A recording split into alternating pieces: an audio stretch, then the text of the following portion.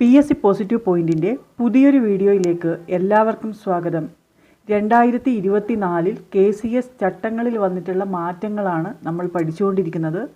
3 videos already ചെയ്തിട്ടുണ്ട്. അത് കാണാത്തവർക്ക് link description ബോക്സിൽ കൊടുക്കാം. ഇനി വരുന്ന എല്ലാ എക്സാമുകൾക്കും കോപ്പറേറ്റീവ് ലോയുടെ ഭാഗത്തു നിന്ന് നമ്മൾ ഏറ്റവും എക്സ്പെക്റ്റ് ചെയ്യേണ്ട ടോപ്പിക്കുകളാണ് KCS അമെൻമെൻറ്റ് ആക്റ്റും KCS അമെൻമെൻറ്റ് റൂൾസും. വളരെ പ്രാധാന്യം കൊടുത്തുകൊണ്ട് തന്നെ പഠിക്കണം. നമുക്ക് നോക്കാം. വീഡിയോയിലേക്ക് പോകുന്നതിന് മുൻപേ ചാനൽ ആദ്യമായി കാണുന്നവരാണെങ്കിൽ ഒന്ന് സബ്സ്ക്രൈബ് ചെയ്യുക. വീഡിയോയെക്കുറിച്ചുള്ള അഭിപ്രായങ്ങളും നിർദ്ദേശങ്ങളും കമൻറ്റ് ചെയ്യുക. റൂൾ 38 വരെയുള്ള മാറ്റങ്ങളാണ് കഴിഞ്ഞ വീഡിയോകളിൽ നമ്മൾ പഠിച്ചു കഴിഞ്ഞത്. ഇനി പഠിക്കേണ്ടത് റൂൾ 43 ആണ്. റൂൾ 43 നമുക്കറിയാം, election of president, vice president etcetera by members of committee. പ്രസിഡൻറ്റിൻ്റെയും വൈസ് പ്രസിഡൻറ്റിൻ്റെയും ഒക്കെ ഇലക്ഷനെ കുറിച്ചാണ് റൂൾ 43 പറയുന്നത്. മാനേജിംഗ് കമ്മിറ്റിയുടെ ഇലക്ഷൻ നടന്നു കഴിഞ്ഞ് 7 ദിവസത്തിനുള്ളിൽ പ്രസിഡൻറ്റിൻ്റെയും വൈസ് പ്രസിഡൻറ്റിൻ്റെയും ഇലക്ഷൻ നടത്തണം. ഈ ഇലക്ഷനും നടത്തുന്നത് സ്റ്റേറ്റ് കോപ്പറേറ്റീവ് ഇലക്ഷൻ കമ്മീഷനാണ്. പ്രസിഡൻറ്റിൻ്റെയും വൈസ് പ്രസിഡൻറ്റിൻ്റെയും ഇലക്ഷനുമായി ബന്ധപ്പെട്ട സെക്ഷനാണ് സെക്ഷൻ 28AB. അപ്പോൾ ഇതിൽ മാറ്റം വന്നത് റൂൾ 43(1)A എന്ന് പറഞ്ഞിട്ട് ഒരു പുതിയ റൂൾ കൂട്ടിച്ചേർത്തു. റൂൾ 43(1)A ഇതിൽ പറയുന്നത്, either the president or the vice president of a primary Anand pattern milk cooperative society shall be a woman. അതായത് Anand pattern milk cooperative society ആപ്കോസിൻ്റെ പ്രസിഡൻറ്റ് അല്ലെങ്കിൽ വൈസ് പ്രസിഡൻറ്റ് ഒരു വുമൺ ആയിരിക്കണം, ഒരു വനിതയായിരിക്കണം. പുതിയ റൂളാണ് 43(1)A. ഇതിൽ പറയുന്നത്, either the president or the vice president of a primary Anand pattern milk cooperative society shall be a woman. അടുത്തത് 43(2)ലാണ് മാറ്റം വന്നിരിക്കുന്നത്. 43(2) ഇങ്ങനെയായിരുന്നു പറഞ്ഞിരുന്നത്, if a casual vacancy of office bearers such as president, vice president, treasurer or any other officer arised, the managing committee in office shall request the state cooperative election commission within 15 days of arising such vacancy to appoint a presiding officer to conduct election. ഈ 15 days എന്നുള്ളത് amendment പ്രകാരം 30 days ആക്കി മാറ്റി. അതായത് പ്രസിഡൻറ്റിൻ്റെയോ vice പ്രസിഡൻറ്റിൻ്റെയോ ട്രഷററുടെയോ മറ്റ് ഓഫീസർമാരുടെയോ vacancy, casual vacancy വന്നിട്ടുണ്ടെങ്കിൽ managing committee state cooperative election കമ്മീഷനെ അത് 30 ദിവസത്തിനുള്ളിൽ അറിയിക്കണമെന്നാണ് പറയുന്നത്. റൂൾ 38(5) നമ്മൾ മാനേജിംഗ് കമ്മിറ്റി മെമ്പേഴ്സിൻ്റെ കാഷ്വൽ വേക്കൻസി വന്നാൽ എന്ത് ചെയ്യണം എന്നുള്ളത് പഠിച്ചിട്ടുണ്ടായിരുന്നു. റൂൾ 43(2) പ്രസിഡൻറ്റിൻ്റെയും വൈസ് പ്രസിഡൻറ്റിൻ്റെയും ഒക്കെ കാഷ്വൽ വേക്കൻസി വന്നിട്ടുണ്ടെങ്കിൽ ഇതുപോലെ തന്നെ 30 ദിവസത്തിനുള്ളിൽ ഇങ്ങനെ ഇലക്ഷൻ നടത്തുന്നതിന് വേണ്ടിയിട്ട് സ്റ്റേറ്റ് കോപ്പറേറ്റീവ് ഇലക്ഷൻ കമ്മീഷനെ അറിയിക്കണം. State cooperative election commission presiding ഓഫീസറെ അപ്പോയിൻറ്റ് ചെയ്യും, ഇലക്ഷൻ കണ്ടക്ട് ചെയ്യും. അതാണ് റൂൾ 43(2) വന്ന മാറ്റം. അതായത് 15 ദിവസം എന്നുള്ളത് 30 ദിവസത്തിനുള്ളിൽ അറിയിക്കണമെന്ന് ഭേദഗതി ചെയ്തു. അടുത്തത് പുതിയ റൂളാണ് rule 43(B), handing over charge in the absence of president or vice president. പ്രസിഡൻറ്റിൻ്റെയോ വൈസ് പ്രസിഡൻറ്റിൻ്റെയോ അഭാവത്തിൽ അവരുടെ അധികാരം കൈമാറ്റം ചെയ്യുന്നതിനെക്കുറിച്ചാണ് റൂൾ 43(B)യിൽ പറയുന്നത്. പുതിയ റൂളാണ്, when the president of a society is on leave or in absent for more than 15 days continuously and his charge is not handed over to the vice president, it shall be deemed to have been handed over to the vice president. അതായത് president ലീവിലായിരിക്കുകയോ അല്ലെങ്കിൽ 15 ദിവസത്തിൽ കൂടുതൽ continuous absent ആവുകയോ ചെയ്താൽ പ്രസിഡൻറ്റിൻ്റെ അധികാരം vice പ്രസിഡൻറ്റിന് hand over ചെയ്തിട്ടില്ലെങ്കിൽ പോലും പ്രസിഡൻറ്റിൻ്റെ അധികാരം vice പ്രസിഡൻറ്റിലേക്ക് കൈമാറ്റം ചെയ്യപ്പെടും. 15 ദിവസത്തിൽ കൂടുതൽ കണ്ടിന്യൂസ് ആയിട്ട് ആബ്സെൻ്റ് ആവുകയോ പ്രസിഡൻറ്റ് ലീവിലായിരിക്കുകയോ ചെയ്താൽ വൈസ് പ്രസിഡൻറ്റിലേക്ക് പ്രസിഡൻറ്റിൻ്റെ അധികാരം കൈമാറ്റം ചെയ്യപ്പെടും. When both president and vice president are absent for more than 15 days continuously, the set charge shall be handed over to any other member of the director board decided by a resolution passed in the meeting for avoiding any interruption in the day-to-day functioning of the society. അതായത് പ്രസിഡൻറ്റോ vice പ്രസിഡൻറ്റോ ലീവിലായിരിക്കുകയോ അല്ലെങ്കിൽ 15 ദിവസത്തിൽ കൂടുതൽ continuous ആയിട്ട് absent ആവുകയോ ചെയ്താൽ ഇവരുടെ അധികാരം ഒരു director board മെമ്പർക്ക് hand over ചെയ്യപ്പെടും. ഈ ഡയറക്ടർ ബോർഡ് മെമ്പറെ തീരുമാനിക്കുന്നത് മീറ്റിംഗ് കൂടി റെസൊല്യൂഷൻ പാസ്സാക്കിയാണ്. ഇങ്ങനെ ചെയ്യുന്നത് സൊസൈറ്റിയുടെ ഡേ ടു ഡേ ഫങ്ഷനിങ്ങിന് ഒരു തടസ്സം വരാതിരിക്കാൻ വേണ്ടിയാണ്. When both the president and vice president are absent for more than 15 days continuously, the said charge shall be handed over to any other member of the director board, decided by a resolution passed in the meeting for avoiding any interruption in the day-to-day functioning of the society. അപ്പോൾ rule 43(b) പറയുന്നത് പ്രസിഡൻറ്റിൻ്റെയും vice പ്രസിഡൻറ്റിൻ്റെയും ഒക്കെ അധികാരം കൈമാറ്റം ചെയ്യപ്പെടുന്നതിനെക്കുറിച്ചാണ്. President ലീവിലായിരിക്കുകയോ അല്ലെങ്കിൽ 15 ദിവസത്തിൽ കൂടുതൽ continuous ആയിട്ട് ആബ്സെൻ്റ് ആവുകയോ ചെയ്താൽ പ്രസിഡൻറ്റിൻ്റെ അധികാരം വൈസ് പ്രസിഡൻറ്റിന് ഹാൻഡ് ഓവർ ചെയ്തിട്ടില്ലെങ്കിൽ പോലും ഈ അധികാരം വൈസ് പ്രസിഡൻറ്റിലേക്ക് കൈമാറ്റം ചെയ്യപ്പെടും. ഇനി പ്രസിഡൻറ്റും വൈസ് പ്രസിഡൻറ്റും 15 ദിവസത്തിൽ കൂടുതൽ ആബ്സെൻ്റ് ആവുകയാണെങ്കിൽ ഇവരുടെ അധികാരം ഒരു ഡയറക്ടർ ബോർഡ് മെമ്പറിലേക്ക് കൈമാറ്റം ചെയ്യപ്പെടും. ഈ ഡയറക്ടർ ബോർഡ് മെമ്പറെ തീരുമാനിക്കുന്നത് മീറ്റിംഗ് കൂടി റെസൊല്യൂഷൻ പാസ്സാക്കിയാണ്. സൊസൈറ്റിയുടെ ദൈനംദിന കാര്യങ്ങൾക്ക് തടസ്സം വരാതിരിക്കാൻ വേണ്ടിയിട്ടാണ് ഈ ഡയറക്ടർ ബോർഡ് മെമ്പറിലേക്ക് ഈ അധികാരം ട്രാൻസ്ഫർ ചെയ്യുന്നത്. അടുത്തത് റൂൾ 44 റൂൾ 44 പറയുന്നു disqualification of membership of committee. കമ്മിറ്റിയിലെ മെമ്പർഷിപ്പിനുള്ള അയോഗ്യതകൾ എന്തൊക്കെ എന്നാണ് റൂൾ 44 പറയുന്നത്. റൂൾ 44 സബ് റൂൾ 1 എ മുതൽ എം വരെയുള്ള ഡിസ്ക്വാളിഫിക്കേഷൻസ് പറയുന്നുണ്ട്. അതായത് എയിൽ പറയുന്നു ഡിസ്ക്വാളിഫിക്കേഷൻ അണ്ടർ സെക്ഷൻ 28. സെക്ഷൻ 28 പ്രകാരം എന്തെങ്കിലും അയോഗ്യതകളുണ്ടെങ്കിൽ അയാളെ മാനേജിംഗ് കമ്മിറ്റി മെമ്പറാക്കാൻ പറ്റില്ല. പിന്നെ near relative of paid employee of the society. സൊസൈറ്റിയുടെ പെയ്ഡ് എംപ്ലോയിയുടെ നിയർ റിലേറ്റീവ് അടുത്ത ബന്ധുവാണെങ്കിൽ മാനേജിംഗ് കമ്മിറ്റി മെമ്പറാക്കാൻ കഴിയില്ല. പിന്നെ എന്തെങ്കിലും ക്രിമിനൽ ആക്ടിവിറ്റീസിന് ശിക്ഷിക്കപ്പെട്ട ആളാണെങ്കിൽ 3 വർഷം കഴിഞ്ഞ് മാത്രമേ ഒരു സൊസൈറ്റിയുടെ മാനേജിംഗ് കമ്മിറ്റിയിൽ അംഗമാവാൻ കഴിയുകയുള്ളൂ.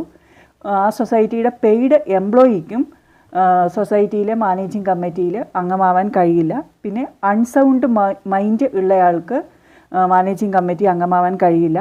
പിന്നെ സൂപ്പർസീഡ് ചെയ്ത ഒരു കമ്മിറ്റിയിലെ അംഗത്തിന് വേറെ ഒരു സൊസൈറ്റിയിലും മാനേജിംഗ് കമ്മിറ്റിയിലെ അംഗമാവാൻ കഴിയില്ല. പിന്നെ ബൈലോ പ്രകാരം സൊസൈറ്റിയുടെ ബൈലോയിൽ പറഞ്ഞിരിക്കുന്ന എന്തെങ്കിലും ഡിസ്ക്വാളിഫിക്കേഷൻ ഉണ്ടെങ്കിൽ അങ്ങനെയുള്ള ആൾക്കാരെയും മാനേജിംഗ് കമ്മിറ്റിയിൽ അംഗമാക്കാൻ കഴിയില്ല. ഇങ്ങനെ എ മുതൽ എം വരെയുള്ള ഡിസ്ക്വാളിഫിക്കേഷൻസ് പറയുന്നുണ്ട് റൂൾ 44(1). ഇതിൽ 44(1)(k)യിലാണ് മാറ്റം വന്നിരിക്കുന്നത്. സൂപ്പർസീഡ് ചെയ്ത ഒരു കമ്മിറ്റിയിലെ അംഗത്തിന് മറ്റൊരു കമ്മിറ്റിയിലും അഡ്മിനിസ്ട്രേറ്റർ ആവാനോ അല്ലെങ്കിൽ മാനേജിംഗ് കമ്മിറ്റി അംഗമാവാനോ നെക്സ്റ്റ് 1 ടേമിൽ കഴിയില്ല. അതാണ് കെയിൽ പറയുന്നത്. ഒരു മാനേജിംഗ് കമ്മിറ്റിയുടെ ടേം എന്ന് പറയുന്നത് 5 വർഷമാണ്. നേരത്തെ കൊടുത്തിരുന്നത് of 1 year has not elapsed from the date of supersession എന്നായിരുന്നു. ആ 1 ഇയർ എന്നുള്ളത് നെക്സ്റ്റ് 1 ടേം എന്നാക്കി മാറ്റി. അതാണ് വ്യത്യാസം. ഇത് സെക്ഷൻ 32(1)(e) നമ്മൾ ആക്ടിൻ്റെ അമെൻമെൻറ്റ് പഠിക്കുന്ന സമയത്ത് കൃത്യമായിട്ട് പറഞ്ഞിട്ടുണ്ടായിരുന്നു. സെക്ഷൻ 32(1)(e) പറയുന്നത് every member of the committee സൂപ്പർസീഡഡ് under this section shall from the date of order of such supersession stand disqualified to contest in the election to or to be nominated to the committee of any society or to be appointed as an administrator in any society for next 1 term. തൊട്ടടുത്ത ഒരു ടേമിൽ കഴിയില്ല. നേരത്തെ അത് 1 year എന്നായിരുന്നു റൂളിൽ ഉണ്ടായിരുന്നത്. അത് next 1 term എന്നാക്കി മാറ്റി. ഇപ്പം ആക്റ്റിലും റൂളിലും ഒക്കെ നെക്സ്റ്റ് 1 ടേം എന്നാണ്. അതാണ് മാറ്റം വന്നത്. മാറ്റം വന്നിരിക്കുന്നത് റൂൾ 44 സബ് റൂൾ 1(k)യിലാണ്. അടുത്തത് റൂൾ 44(1)(a) ആണ്. പുതിയതായി കൂട്ടിച്ചേർത്ത ഒരു റൂളാണ്. അതിൽ പറയുന്നു no member of the primary credit society or an urban cooperative bank shall be eligible for being elected as or for being and remain as a member of the managing committee representing the seat reserved for the members having a deposit of rupees 25,000 and above as per section 28(1)(c) of the Act, unless the said deposit is maintained in the society till the end of the term of the committee. അതായത് ആക്ടിൻ്റെ amendment പഠിക്കുന്ന സമയത്ത് നമ്മൾ പഠിച്ചിട്ടുണ്ടായിരുന്നു section 28(1)(c). 1 seat in the committee of each such society shall be reserved for the members having a deposit of rupees 25,000 and above. ഓരോ സൊസൈറ്റിയുടെയും managing കമ്മിറ്റിയിൽ 25,000 മുകളിൽ deposit ഉള്ള ഒരു മെമ്പർക്ക് ഒരു സീറ്റ് റിസർവ് ചെയ്തിട്ടുണ്ട്. ഒരു ആൾക്ക് ഒരു സീറ്റ് റിസർവ് ചെയ്തിട്ടുണ്ട്. ഈ 25,000 മുകളിൽ ഡെപ്പോസിറ്റ് ഉള്ള ആ വ്യക്തി, മെമ്പറായ വ്യക്തി, ഈ മാനേജിംഗ് കമ്മിറ്റിയുടെ ടേം കഴിയുന്നത് വരെ ആ ഡെപ്പോസിറ്റ് മെയിൻറ്റെയിൻ ചെയ്യണം. ഇല്ലെങ്കിൽ മെമ്പർഷിപ്പിനുള്ള ഡിസ്ക്വാളിഫിക്കേഷനാണ് എന്നാണ് ഈ പുതിയ റൂളിൽ പറയുന്നത്. റൂൾ 44(1)(a)യിൽ 25,000 മുകളിൽ ഡെപ്പോസിറ്റ് ഉള്ള മെമ്പറുടെ ഡിസ്ക്വാളിഫിക്കേഷനാണ് പറയുന്നത്. ആ മാനേജിംഗ് കമ്മിറ്റി ടേം കഴിയുന്നത് വരെ ഈ ഡെപ്പോസിറ്റ് മെയിൻറ്റെയിൻ ചെയ്യണമെന്ന് പറയുന്നു. No member of the primary credit society or an urban bank shall be eligible for being elected as or for being and remain as a member of the managing committee representing the seat reserved for the members having a deposit of rupees 25,000 and above as per section 28(1)(c) of the Act, unless the said deposit is maintained in the society till the end of term of the committee. അടുത്തതൊരു ചെറിയ മാറ്റം പറയുന്നത്, നമ്മൾ നേരത്തെ പറഞ്ഞു near relative of paid employee of the society ഒരു ഡിസ്ക്വാളിഫിക്കേഷനാണ് എന്ന് പറഞ്ഞിരുന്നു. അതായത് പെയ്ഡ് എംപ്ലോയിയുടെ അടുത്ത ബന്ധുവാണെങ്കിൽ മാനേജിംഗ് കമ്മിറ്റിയിൽ അംഗമാവാൻ കഴിയില്ല. ഈ നിയർ റിലേറ്റീവ് എന്ന് പറയുന്നത് ഒരു 13 കാറ്റഗറി കൊടുത്തിട്ടുണ്ടായിരുന്നു. ഫാദർ, മദർ, ഡോട്ടർ, സണ്ണ്, അങ്ങനെ 13. ഡോട്ടർ ഇൻ ലോ ആയിരുന്നു. അതിൻ്റെ കൂടെ ഒരു 3 എണ്ണം കൂടി ആഡ് ചെയ്തു. 14 brothers or sisters children, 15 wives or husbands sister, 16 wives or husbands brother. അതായത് ബ്രദറിൻ്റെയോ സഹോദരന്മാരുടെയോ സഹോദരിമാരുടെയോ മക്കൾ, വൈഫിൻ്റെയോ ഹസ്ബൻഡിൻ്റെയോ സിസ്റ്റർ, വൈഫിൻ്റെയോ ഹസ്ബൻഡിൻ്റെയോ ബ്രദർ. ഇങ്ങനെ ഒരു 3 കാറ്റഗറി കൂടി അതിൽ ആഡ് ചെയ്തു. ഇവരൊക്കെ ഇനി നിയർ റിലേറ്റീവായിട്ട് ഉൾപ്പെടും. അതായത് പെയ്ഡ് എംപ്ലോയിയുടെ നിയർ റിലേറ്റീവ് എന്ന് പറയുന്നതിൽ ഇപ്പം 16 കാറ്റഗറി വരുന്നുണ്ട്. 3 എണ്ണം പുതിയതായി ആഡ് ചെയ്തതാണ്. Brothers or sisters children, wives or husbands sister, wife or husbands brother. അടുത്തത് മാറ്റം വന്നിരിക്കുന്നത് റൂൾ 46-ലാണ്. റൂൾ 46 എന്താണ്? Term of members in case of delegation. അതിൽ റൂൾ 46 സബ് റൂൾ ഇയുടെ സെക്കൻഡ് പാരഗ്രാഫിലാണ് ഒരു മാറ്റം വന്നിരിക്കുന്നത്. അവിടെ പറയുന്നത്, provided that in the case of delegates of primary agricultural credit society in the committee of the district cooperative banks, the disqualification shall apply only if the default exceed 90 days. ഈ district cooperative bank എന്നുള്ളത് state cooperative bank ആക്കി മാറ്റി. Primary agricultural credit societies അല്ലെങ്കിൽ പാക്സിൻ്റെ delegates ഇനി Kerala state cooperative ബാങ്കിൻ്റെ കമ്മിറ്റിയിലാണ് ഉണ്ടാവുക. അവരുടെ അങ്ങനെയുള്ള ഒരു മെമ്പറുടെ ഡിഫോൾട്ട് 90 ഡേയ്സ് എക്സീഡ് ചെയ്യുന്നുണ്ടെങ്കിൽ അതൊരു ഡിസ്ക്വാളിഫിക്കേഷൻ ആവും എന്നാണ് ആ ഒരു പാരഗ്രാഫിൽ പറയുന്നത്. അപ്പോൾ ചെറിയൊരു മാറ്റമാണ് 46(e)യിൽ വന്നിരിക്കുന്നത്. ഡിസ്ട്രിക്റ്റ് കോപ്പറേറ്റീവ് ബാങ്ക് എന്നുള്ളിടത്ത് കേരള സ്റ്റേറ്റ് കോപ്പറേറ്റീവ് ബാങ്ക് എന്നാക്കി മാറ്റി. അടുത്തത് റൂൾ 47-ലാണ് ഒരു മാറ്റം. റൂൾ 47 എന്താണ്? Custody of cash, securities, records, sales etcetera of a society.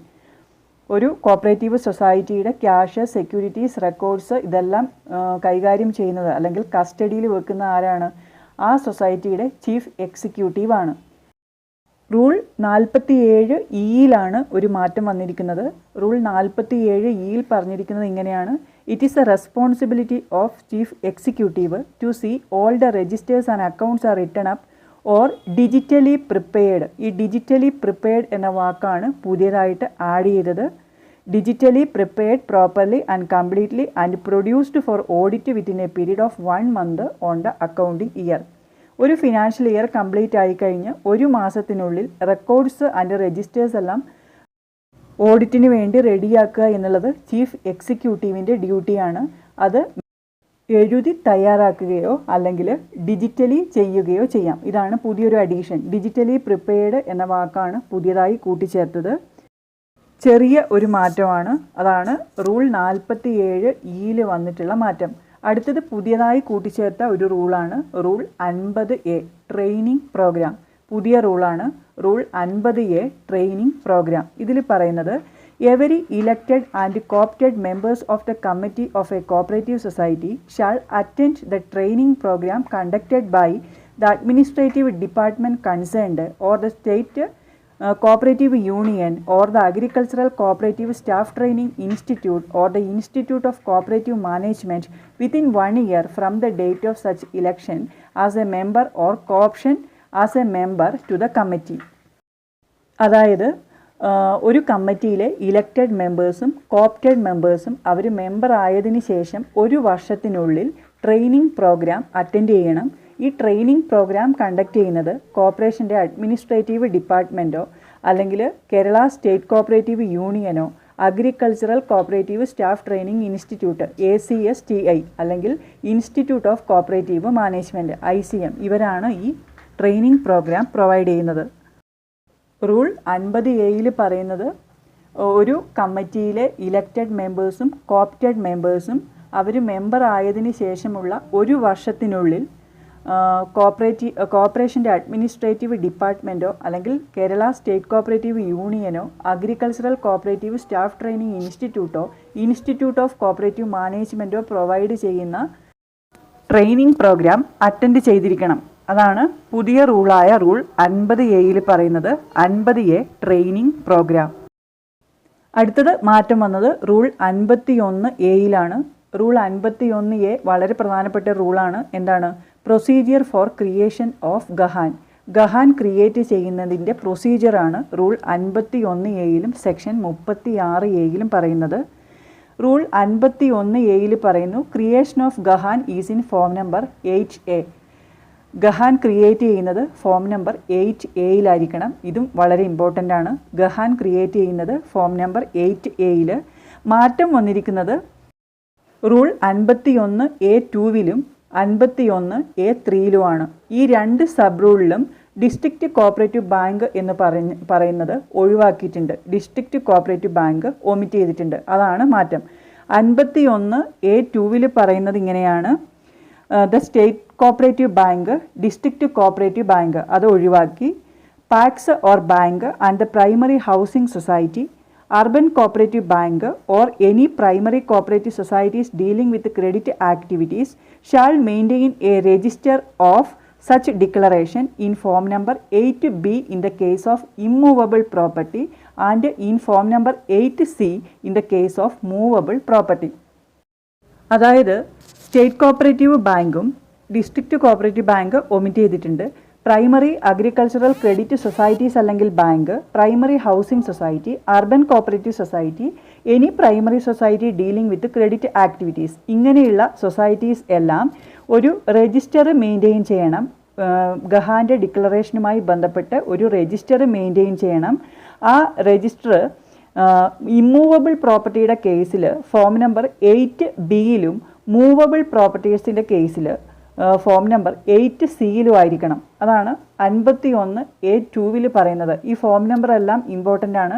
ഗഹാൻ create ചെയ്യുന്നത് ഫോം നമ്പർ 8A, ഇമ്മൂവബിൾ പ്രോപ്പർട്ടീസിൻ്റെ കേസിൽ ഡിക്ലറേഷൻ രജിസ്റ്റർ സൂക്ഷിക്കുന്നത് form number 8B movable property ആണെങ്കിൽ 8C 51A3 ആ ഡിസ്ട്രിക്റ്റ് കോപ്പറേറ്റീവ് ബാങ്ക് എന്ന ഭാഗം ഒമിറ്റ് ചെയ്തിട്ടുണ്ട്. 51A3 ഒന്ന് വായിക്കാം. A copy of declaration or instrument whereby the gahan is created or the mortgage of hypothecation is executed in favour of the Kerala state cooperative bank, district cooperative bank അത് omit ചെയ്തു. Kerala state cooperative bank, PACS or bank, primary housing cooperative society, urban cooperative bank or any primary cooperative societies dealing with the credit activities shall be forwarded by the concerned bank or society either through a person or by registered post with acknowledgement due within a maximum period of 30 days from the date of its creation or execution to the registering officer within the local limits of whose jurisdiction the whole or any part of the property to which the gahan or mortgage or hypothecation relates is situated. അതിനുശേഷം ഒരു ചെറിയ sentence പുതിയതായി കൂട്ടിച്ചേർത്തിട്ടുണ്ട്. First charge of the property shall be vested with bank or society concerned as provided in section 35 of the act. Rule 51A3 പറയുന്നത് ഈ ഗഹൻ ഡിക്ലറേഷൻ്റെ copy എന്ത് ചെയ്യണം? Maximum 30 days 30 ദിവസത്തിനുള്ളിൽ രജിസ്റ്ററിംഗ് ഓഫീസർക്ക് ഫോർവേഡ് ചെയ്യണം. ഈ പ്രോപ്പർട്ടി വരുന്നത് ഏത് രജിസ്റ്ററിംഗ് ഓഫീസറുടെ ജൂരിസ്ഡിക്ഷനിലാണോ അദ്ദേഹത്തിനാണിത് ഫോർവേഡ് ചെയ്യേണ്ടത്. ഈ ഒരു സെൻറ്റൻസിന് ശേഷം കൂട്ടിച്ചേർത്തത് first charge of the property shall be vested with bank or society concerned as provided in section 35 of the act. Section 35 നമ്മൾ പഠിച്ചതാണ് സൊസൈറ്റിയുടെ ഫസ്റ്റ് ചാർജിനെ കുറിച്ച്. അതായത് ഒരു പ്രോപ്പർട്ടി വെച്ചിട്ട് ലോൺ എടുത്താൽ ആ പ്രോപ്പർട്ടിയിന്മേലുള്ള ആദ്യത്തെ അവകാശം എന്ന് പറയുന്നത് സൊസൈറ്റിക്കാണ്. സംഘത്തിൻ്റെ ഫസ്റ്റ് ചാർജിനെ കുറിച്ചാണ് സെക്ഷൻ 35 പറയുന്നത്. ഇത് റൂളിൽ പുതിയതായി കൂട്ടിച്ചേർത്തതാണ്.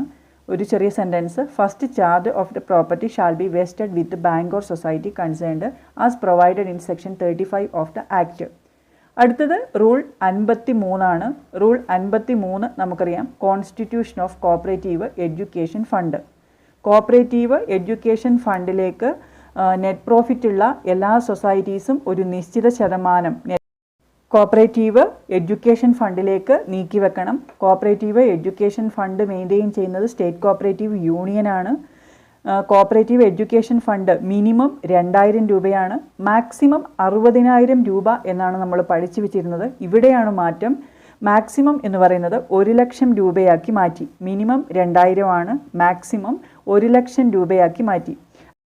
കോപ്പറേറ്റീവ് എഡ്യൂക്കേഷൻ ഫണ്ടിനെ കുറിച്ച് പറയുന്ന റൂളാണ് റൂൾ 53.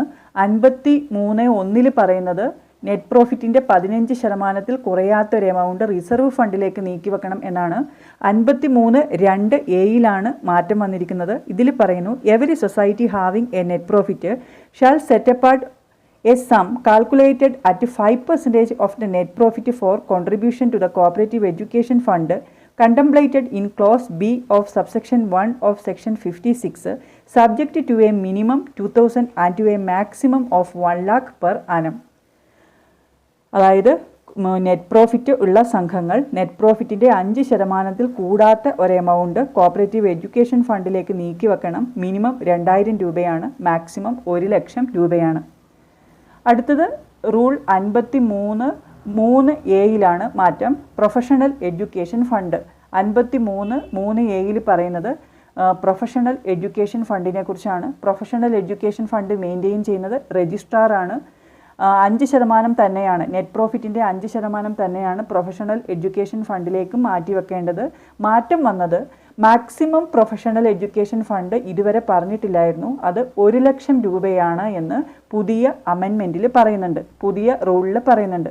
അപ്പോൾ 53(3)(a)യിൽ പറയുന്നത് professional education fund shall be 5% of net profit subject to a maximum of ₹1 lakh. Professional education ഫണ്ടിൻ്റെയും മാക്സിമം 1,00,000 രൂപയാണ്. നേരത്തെ പറഞ്ഞു കോപ്പറേറ്റീവ് എഡ്യൂക്കേഷൻ ഫണ്ടിൻ്റെ മാക്സിമം 1,00,000 രൂപ, മെമ്പർ റിലീഫ് ഫണ്ടിൻ്റെ മാക്സിമം 1,00,000 രൂപയാണെന്ന് നമുക്കറിയാം. അപ്പോൾ member relief fund, cooperative education fund, professional education fund ഈ മൂന്നിൻ്റെയും maximum ചോദിച്ചാൽ 1,00,000 രൂപയാണ് വരുന്നത്. അപ്പോൾ റൂൾ 53 പറയുന്നത് constitution of cooperative education fund. 53(2)(a)യിൽ കോപ്പറേറ്റീവ് എഡ്യൂക്കേഷൻ ഫണ്ടിൻ്റെ മാക്സിമം 1,00,000 രൂപയാണ് എന്ന് പറയുന്നുണ്ട്. 53(3)(a)യിൽ പ്രൊഫഷണൽ എഡ്യൂക്കേഷൻ ഫണ്ടിൻ്റെ മാക്സിമം 1,00,000 രൂപയാണെന്നും പറയുന്നു. ഇനി റൂൾ 54 റൂൾ 54 എന്താണ്? Manner of investment of funds. സൊസൈറ്റിയുടെ ഫണ്ട് ഇൻവെസ്റ്റ് ചെയ്യുന്നത് എങ്ങനെ എന്നാണ് റൂൾ 54 പറയുന്നത്. റൂൾ 54(1) മൊത്തത്തിൽ മാറ്റം വന്നിട്ടുണ്ട്, നോക്കാം. A society may with the previous sanction in writing of the registrar invest the whole or any portion of its funds for the purchase or lease of land on acquisition, construction or renewal of any building that may be necessary to conduct its business from the net profit of the society as per the bylaws. Rule 54 പറയുന്നത് സൊസൈറ്റിയുടെ fund എങ്ങനെയൊക്കെ അല്ലെങ്കിൽ എവിടെയൊക്കെ invest ചെയ്യാം എന്നുള്ളതാണ്. Rule 54(1) പറയുന്നു, ഒരു സൊസൈറ്റിക്ക് അതിൻ്റെ ബിസിനസ്സിന് ആവശ്യമായിട്ടുള്ള ലാൻഡ് പർച്ചേസ് ചെയ്യുന്നതും ലാൻഡ് ലീസ് ചെയ്യുന്നതും അല്ലെങ്കിൽ ബിൽഡിംഗ് കൺസ്ട്രക്റ്റ് ചെയ്യുന്നതും ബിൽഡിംഗ് റിന്യൂവ് ചെയ്യുന്നതും ബൈലോയ്ക്ക് അനുസരിച്ചുള്ള ബാലൻസ് നെറ്റ് പ്രോഫിറ്റിൽ നിന്നും ക്രിയേറ്റ് ചെയ്തിട്ടുള്ള ഒരു ഫണ്ട് ഉപയോഗിച്ചാണ്. ആ ഫണ്ട് ഭാഗികമായോ അല്ലെങ്കിൽ മുഴുവനായോ ഉപയോഗിക്കാം. അതിന് രജിസ്ട്രാറുടെ റൈറ്റിങ്ങിലുള്ള പ്രയർ സാങ്ഷൻ ആവശ്യമാണ്.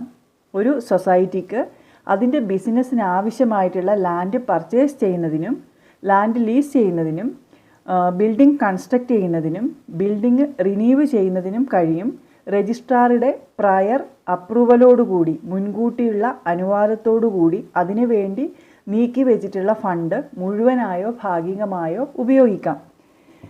A society shall not invest not more than 5% of its working capital.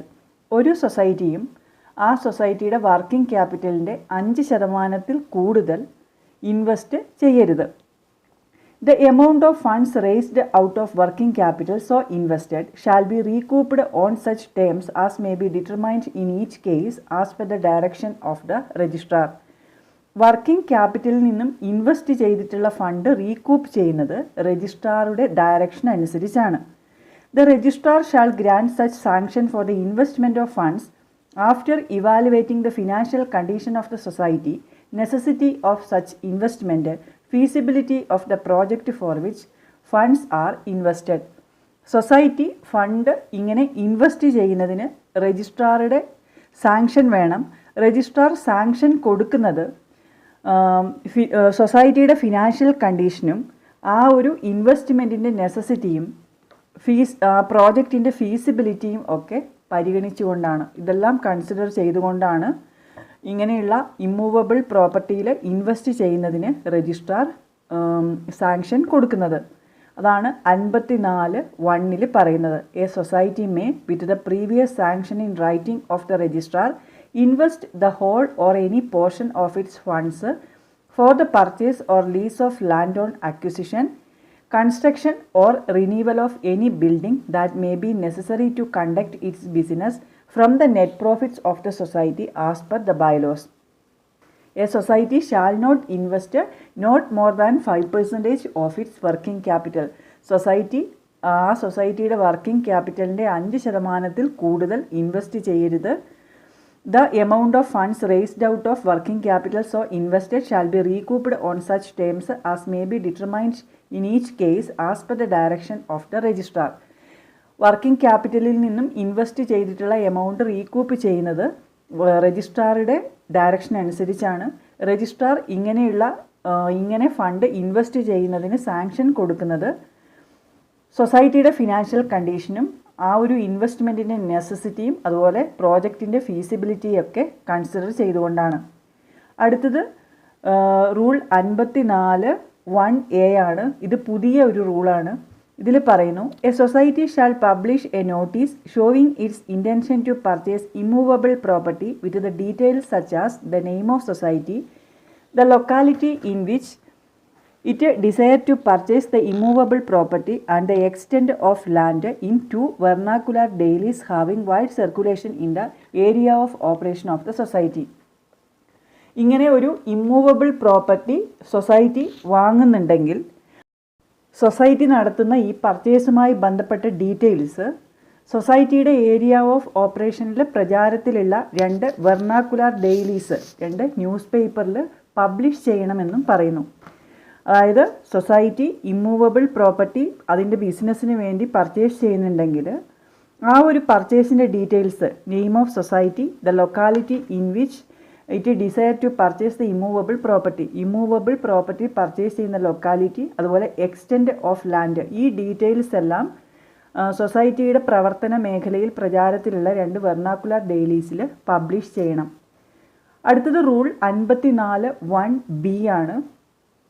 The valuation of the immovable property shall be fixed by a committee constituted by the registrar. Registrar constitute ചെയ്യുന്ന ഒരു കമ്മിറ്റിയാണ് immovable പ്രോപ്പർട്ടിയുടെ valuation അല്ലെങ്കിൽ market value fix ചെയ്യുന്നത്. ഈ ഒരു കമ്മിറ്റിയിൽ ആരൊക്കെ ഉൾപ്പെടുന്നു എന്ന് നോക്കാം. Joint registrar general or the district officer of the administrative department of the district concerned. Joint registrar general, കോർപ്പറേഷൻ്റെ ജില്ലാതലത്തിലുള്ള അധികാരിയാണ് joint registrar. Joint registrar general അല്ലെങ്കിൽ കോർപ്പറേഷൻ്റെ അഡ്മിനിസ്ട്രേറ്റീവ് ഡിപ്പാർട്ട്മെൻറ്റിൻ്റെ district officer, the joint director of the cooperative audit of the district, ജില്ലാതലത്തിലുള്ള ഓഡിറ്റിൻ്റെ തലവൻ, അത് joint director of cooperative audit ആണ്. മൂന്നാമത്തെ ആൾ valuation officer of the primary cooperative agricultural and rural development bank in the area of operation of the society. ആ സൊസൈറ്റിയുടെ area of ഓപ്പറേഷനിൽ വരുന്ന പ്രൈമറി കാർഡ് ബാങ്കിൻ്റെ valuation officer. A retired officer from the revenue department not below the rank of deputy tahsildar. Deputy തഹസീൽദാറിൻ്റെ റാങ്കിൽ കുറയാത്ത revenue ഡിപ്പാർട്ട്മെൻറ്റിലെ ഒരു retired officer. And a retired officer from the registration department not below the rank of sub registrar. Sub രജിസ്ട്രാറുടെ റാങ്കിൽ കുറയാത്ത registration ഡിപ്പാർട്ട്മെൻറ്റിൻ്റെ ഒരു retired officer. ഇത്രയും ആൾക്കാർ ഉൾപ്പെടുന്ന ഒരു കമ്മിറ്റിയാണ് ഈ ഇമ്മൂവബിൾ പ്രോപ്പർട്ടിയുടെ വാലുവേഷൻ ഫിക്സ് ചെയ്യുന്നത്. If the immovable property includes in a building, a retired officer from the public works department or the local self government department not below the rank of assistant executive engineer shall also be included in the committee for fixing the value of the building. ഈ immovable പ്രോപ്പർട്ടിയിൽ ഒരു building കൂടി ഉണ്ടെങ്കിൽ assistant executive എഞ്ചിനീയറുടെ റാങ്കിൽ കുറയാത്ത ഒരു local self government ഡിപ്പാർട്ട്മെൻറ്റിൻ്റെ അല്ലെങ്കിൽ പബ്ലിക് വർക്ക്സ് ഡിപ്പാർട്ട്മെൻറ്റിൻ്റെ ഒരു റിട്ടയേർഡ് ഓഫീസറും കൂടി ഉൾപ്പെടുന്ന കമ്മിറ്റി ആയിരിക്കും ആ ഒരു പ്രോപ്പർട്ടിയുടെ വാലുവേഷൻ ഫിക്സ് ചെയ്യുന്നത്. ഒന്നും കൂടി പറയാം. റൂൾ 54(1)(b) പറയുന്നു, the valuation of the immovable property shall be fixed by a committee constituted by the registrar consisting of joint registrar general or the district officer of the administrative department of the district concerned, as the case may be, the joint director of cooperative audit of the district, the valuation officer of the primary cooperative agricultural and rural development bank in the area of operation of the society, a retired officer from the revenue department not below the rank of deputy tahsildar, and a retired officer from the registration department not below the rank of sub registrar, considering the market value of the immovable property.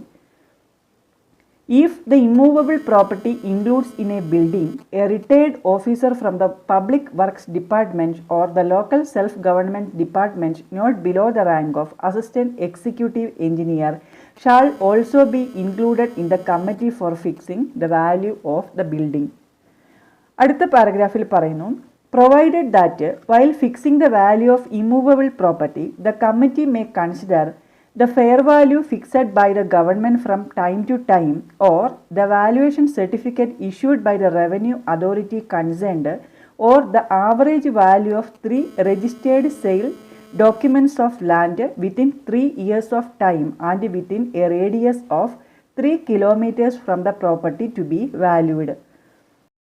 അതായത് പ്രോപ്പർട്ടിയുടെ value fix ചെയ്യുന്ന സമയത്ത് committee ചില കാര്യങ്ങൾ consider ചെയ്യണം. അത് സമയാസമയം government fix ചെയ്യുന്ന ഫെയർ വാല്യൂ, അതുപോലെ the valuation certificate issued by the revenue authority concerned, revenue authority issue ചെയ്യുന്ന valuation certificate, or the average value of 3 registered sale documents of land within 3 years of time and within a radius of 3 kilometers from the property to be valued. പ്രോപ്പർട്ടിയുടെ 3 kilometre റേഡിയസിലുള്ള 3 വർഷത്തിൽ നടന്നിട്ടുള്ള 3 registered sale ഡോക്യുമെൻറ്റ്സിൻ്റെ average value, ഈ കാര്യങ്ങളൊക്കെ consider ചെയ്തുകൊണ്ടാണ് committee immovable പ്രോപ്പർട്ടിയുടെ value fix ചെയ്യുന്നത്. അടുത്ത പാരഗ്രാഫിൽ പറയുന്നു, provided further that the committee may fix the value of the immovable property as per the market value arrived at by the committee if the values provided as per the above provision is not adequate with the existing market value of the area.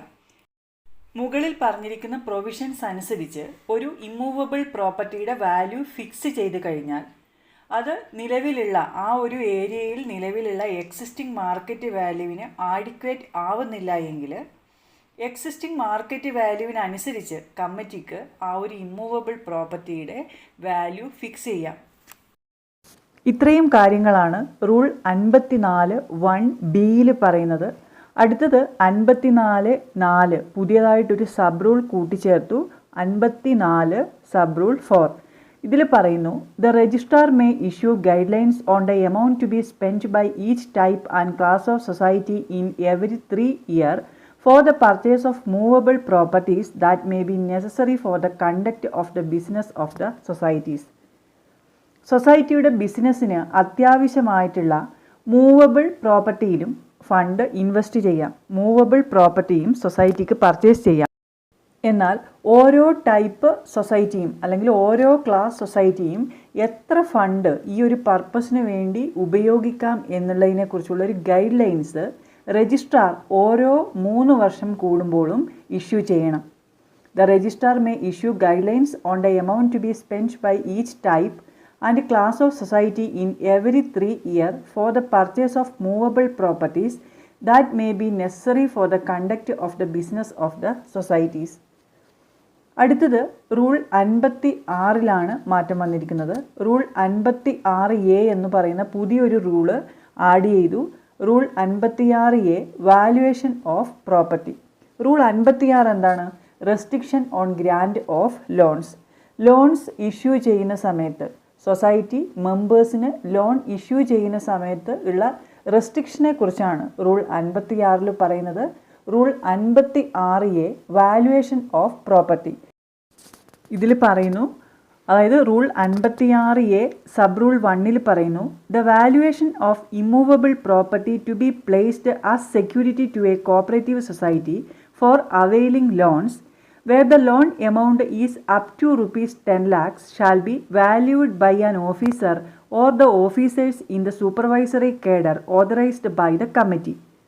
The authorized officer or officers shall submit a detailed valuation report considering the market value of the property, and the maximum amount granted as loans shall not exceed more than 50% of such a valuation. 56A sub rule 1 പറയുന്നത്, ഒരു immovable property loan എടുക്കുന്നതിന് വേണ്ടി security ആയിട്ട് വെക്കുമ്പോൾ ആ immovable പ്രോപ്പർട്ടിയുടെ valuation നടത്തുന്നത് loan amount 10 ലക്ഷത്തിൽ കുറവാണെങ്കിൽ ഒരു ഓഫീസറോ അല്ലെങ്കിൽ ഓഫീസേഴ്സോ ആയിരിക്കും. സൂപ്പർവൈസറി കേഡറിലുള്ള ഓഫീസറോ അല്ലെങ്കിൽ ഓഫീസേഴ്സോ ആയിരിക്കും. ഇവരെ ഓതറൈസ് ചെയ്യുന്നത് കമ്മിറ്റിയാണ്. ഈ ഓഫീസർ അല്ലെങ്കിൽ ഓഫീസേഴ്സ് ഒരു ഡീറ്റെയിൽഡ് വാല്യുവേഷൻ റിപ്പോർട്ട് സബ്മിറ്റ് ചെയ്യും. അത് പ്രോപ്പർട്ടിയുടെ മാർക്കറ്റ് വാല്യൂ ഒക്കെ കൺസിഡർ ചെയ്തുകൊണ്ടാണ് ഈ ഡീറ്റെയിൽഡ് വാല്യുവേഷൻ റിപ്പോർട്ട് സബ്മിറ്റ് ചെയ്യുന്നത്.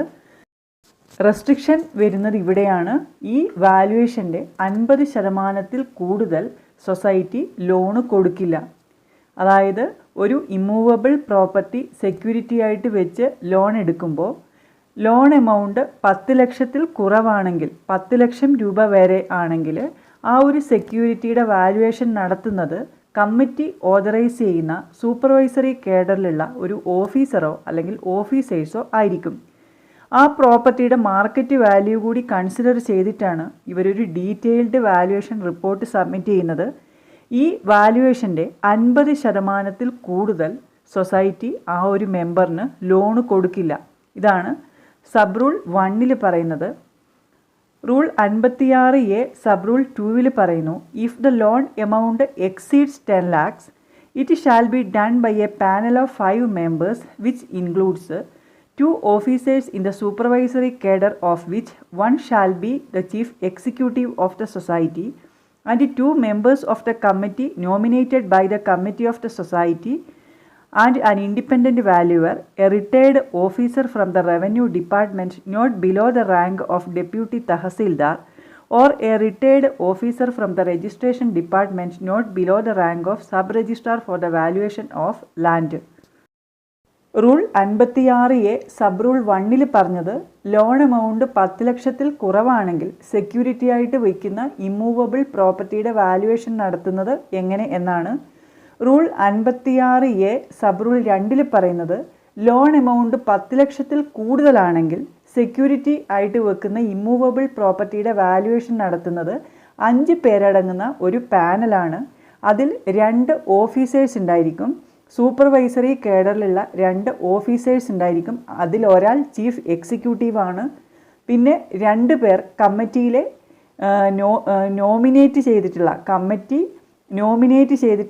കമ്മിറ്റിയിലെ 2 മെമ്പേഴ്സ്, പിന്നെ ഒരു ഇൻഡിപെൻഡൻറ്റ് വാല്യൂവർ. ഇൻഡിപെൻഡൻറ്റ് വാല്യൂവർ ഒന്നുകിൽ retired officer from the revenue department not below the rank of deputy tahsildar. Deputy തഹസീൽദാറിൻ്റെ റാങ്കിൽ കുറയാത്ത റവന്യൂ ഡിപ്പാർട്ട്മെൻറ്റിൻ്റെ ഒരു റിട്ടയർഡ് ഓഫീസർ, അല്ലെങ്കിൽ a retired officer from the registration department not below the rank of sub registrar for the valuation of the land. Sub രജിസ്ട്രാറുടെ റാങ്കിൽ കുറയാത്ത registration ഡിപ്പാർട്ട്മെൻറ്റിൻ്റെ ഒരു റിട്ടയർഡ് ഓഫീസർ. ഇങ്ങനെ 5 പേരടങ്ങുന്ന ഒരു പാനലാണ് ഈ സെക്യൂരിറ്റിയുടെ വാല്യുവേഷൻ നടത്തുന്നത്. അതായത് ലോൺ എമൗണ്ട് 10 ലക്ഷത്തിൽ കൂടുതലാണെങ്കിൽ സെക്യൂരിറ്റി ആയിട്ട് വയ്ക്കുന്ന പ്രോപ്പർട്ടിയുടെ വാല്യുവേഷൻ നടത്തുന്നത് 5 പേരടങ്ങുന്ന ഒരു പാനലാണ്. ആ 5 പേരിൽ 2 പേർ സൊസൈറ്റിയുടെ ഓഫീസേഴ്സാണ്. സൂപ്പർവൈസറി കേഡറിലുള്ള 2 ഓഫീസേഴ്സാണ്. ഒരാൾ ചീഫ് എക്സിക്യൂട്ടീവ് ആയിരിക്കും. പിന്നെ കമ്മിറ്റി നോമിനേറ്റ് ചെയ്യുന്ന 2 കമ്മിറ്റി മെമ്പേഴ്സ്, പിന്നൊരു ഇൻഡിപെൻഡൻറ്റ് വാല്യൂവർ. ഇൻഡിപെൻഡൻറ്റ് വാല്യൂവർ ഒന്നുകിൽ ഡെപ്യൂട്ടി തഹസീൽദാറിൻ്റെ റാങ്കിൽ കുറയാത്ത റവന്യൂ ഡിപ്പാർട്ട്മെൻറ്റിൻ്റെ ഒരു റിട്ടയർഡ് ഓഫീസർ, അല്ലെങ്കിൽ സബ് രജിസ്ട്രാറുടെ റാങ്കിൽ കുറയാത്ത രജിസ്ട്രേഷൻ ഡിപ്പാർട്ട്മെൻറ്റിൻ്റെ ഒരു റിട്ടയർഡ് ഓഫീസർ. അടുത്ത സെൻറ്റൻസിൽ പറയുന്നു, if the immovable property includes a building, a retired officer from the public works department or the local self government department not below the rank of assistant engineer shall also be included in the committee for fixing the value of the building.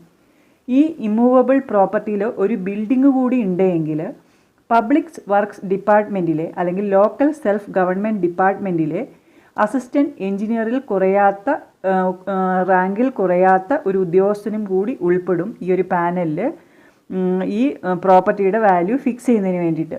The committee shall submit a detailed valuation report considering the market value of the property and the maximum amount granted as loan shall not exceed more than 50% of such valuation. ഇവിടെയും പറഞ്ഞിരിക്കുന്നത് ഈ ഒരു committee detailed valuation report submit ചെയ്യും. അത് market value കൂടി consider ചെയ്തിട്ടാണ് ഈ valuation നടത്തുന്നത്. ഈ വാല്യുവേഷൻ്റെ 50% കൂടുതൽ സൊസൈറ്റി ലോണ് കൊടുക്കില്ല. റെസ്ട്രിക്ഷൻ ഇവിടെയും സെയിം ആണ്.